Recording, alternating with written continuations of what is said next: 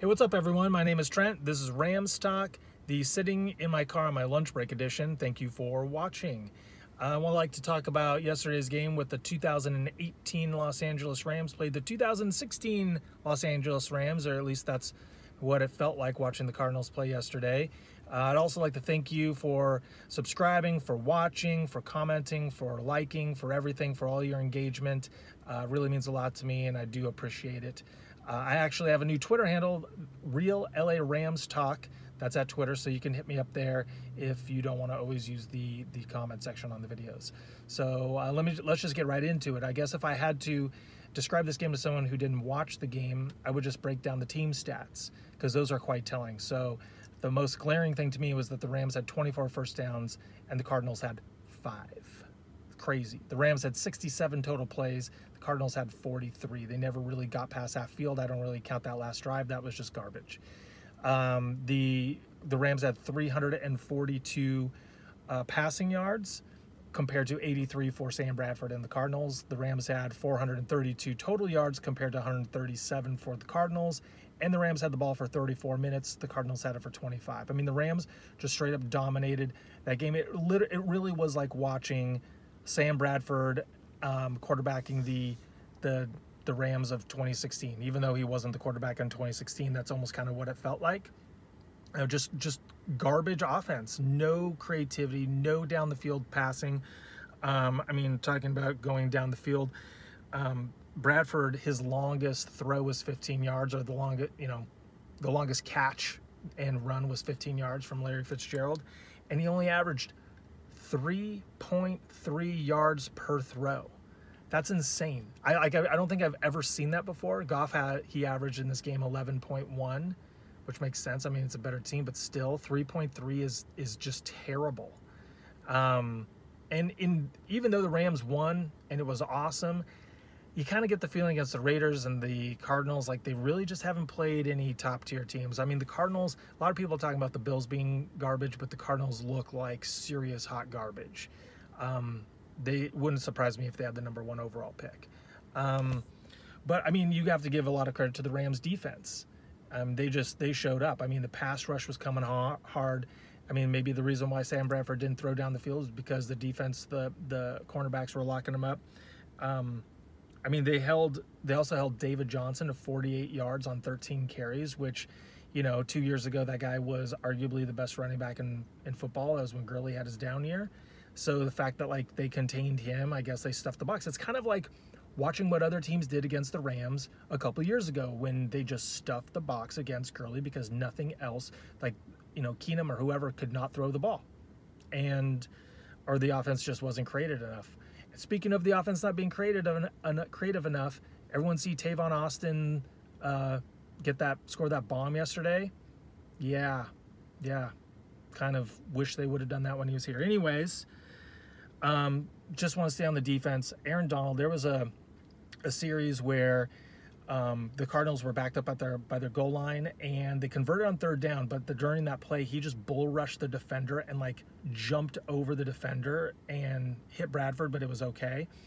The next play, there was a holding call on the O-lineman against Aaron Donald, and then the play after that, he jumped in and stuffed the run.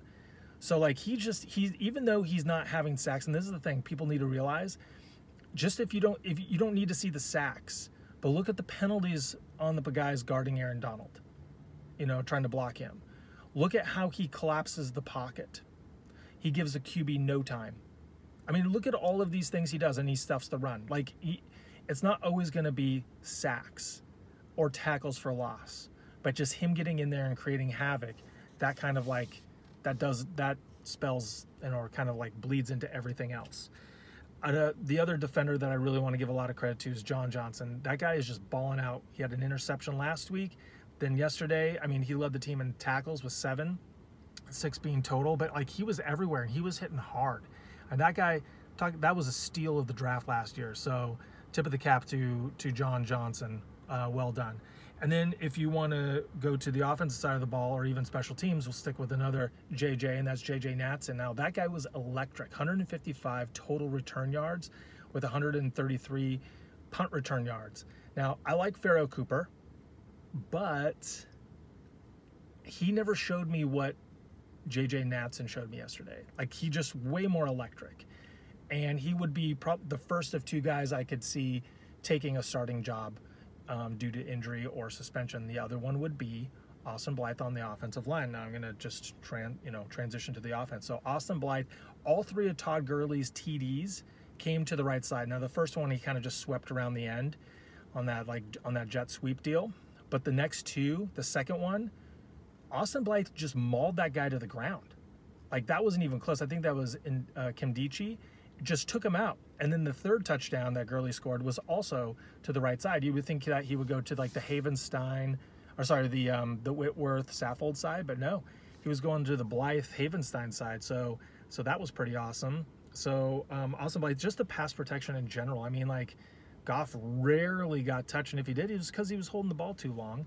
And even the blitz pickup by the running backs. I mean, Gurley and Malcolm Brown not only block, but it's like they destroy those guys on the blitz pickup, and that is awesome. It's like these little things that the Rams are doing that didn't seem like they were doing before. Even the wide receivers really do a good job in blocking with Woods and Cooks and Kupp. And then speaking of Cooks, I mean, that guy's fearless. He's a small dude, and he's not afraid to go across the middle. What can you say? What can you say? I mean, he's a complete receiver. He made adjustments. He catched the ball high, came back for the ball. Brandon Cooks is really showing why they traded a pick for him. The only thing that I guess I would nitpick about is Goff still isn't 100% sharp, especially on the deep ball. If he had hit Cooks in stride at that, that's a touchdown. The other one is if he just hits Woods on an easy, wide open play, touchdown. I think he just couldn't believe that Woods was that far open. So I'm hoping he's just still knocking that rust off, and he can throw the ball downfield and really get. Yeah, maybe he just has to throw it sooner because he's still trying to like figure out Brandon Cook's speed, because Brandon Cooks is beating everyone. So, anyways, I'm excited for where the Rams are at, and they're playing the Chargers, Battle of LA. So like all three Charger fans will maybe go to the game, and this will be their most significant test to date, but no Joey Bosa, so that's good news for the Rams. Anyways, I'm going to have something coming out in a couple of days. I'm going to do a deeper dive into the offensive line and why they're dominating, and should be really good. But anyways, thanks for watching. Thanks for subscribing. Please do so if you haven't, and be sure to follow me on Twitter at Real LA Rams Talk. Anyways, thanks for watching, and go Rams.